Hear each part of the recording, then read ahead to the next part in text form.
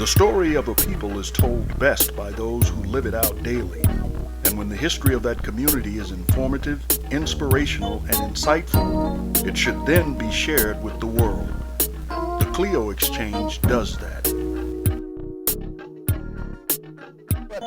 We grew up in a situation where we, of course, had to wait for uniforms and wait for this that came from the white schools. But we always had excellent equipment. We played in the same stadium most of the time. We had our own stadium, but when we played Little Rock and Pine Bluff, the big schools, we'd move the game over to the Trojan Field, and we'd play the game there. And I'd say a third of the audience was white. We had great football teams. The Langston Bulldogs were known all over the South and the Midwest, because we played all the way into Oklahoma.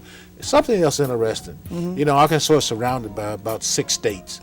And we'd go into those various states to play sports because since we could not play in the white conference, that's the only way we could get a full schedule. Did you come to Texas? Oh, yeah. We took good care of you. But we went into all those areas to play sports. So we became great athletes. In my school, most of the young boys, I mean, you played football, baseball, basketball, did it all. Track, you did it all. And so we were awful good. Now, is that where you fell in love with football? Well, you know, it's the strangest thing. My first love was track. I enjoyed running track. Distance or sprints.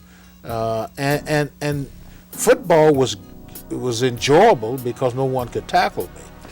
But it never ruled my life. And in fact, people are surprised when I said that I knew nothing about pro football, and I did not. I never heard of it. Really? I grew up, I never heard of pro football. I knew baseball. That's what you knew in the South. The radios and baseball.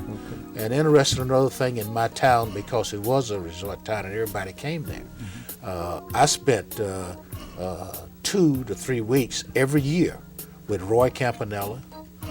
Is that right? Don Newcomb. Because they would come to? They would come there. They couldn't go with their teams to Florida or whatever. And so Don Newcomb, Joe Black, I got to know all of those guys. In fact, Roy Campanella bought my high school graduating suit. Did he? Yes. And my wife laughed. I kept that thing for 900 years. Get it was just ragged. Oh, well, I don't blame you. I would have kept it as well. My senior year, I was sitting in the stands at a basketball game, and I was on the basketball team. But I'd stopped because I was working to get some money so I could buy my graduating, uniform and all that stuff. And he came in, and he came up there, and he saw me, and he sat down, and he said, "What are you doing up here? Coach kick you off the team?" I said, "Oh, no, I'm working. I can't play right now." He said, "Oh, that ain't gonna work." He said, "You meet me down to Dr. Collins' office." That was my family doctor. At the hotel where they were staying, the Baptist building. And he said, "You meet me there tomorrow." And I said, "Okay."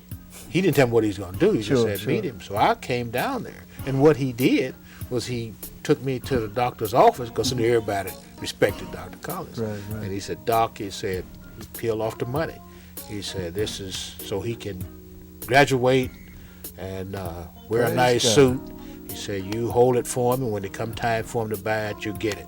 And he said, "You get on that court." Wasn't that something? Oh, that is a blessing. And I was back on the basketball floor. Yeah. But they were so involved with us. They played basketball with us, and they just really got into the community. Oh yeah, it was great. And now, were there black hotels and that kind of thing? We only had one. Only had the one. National Baptist building, which was a very large hotel.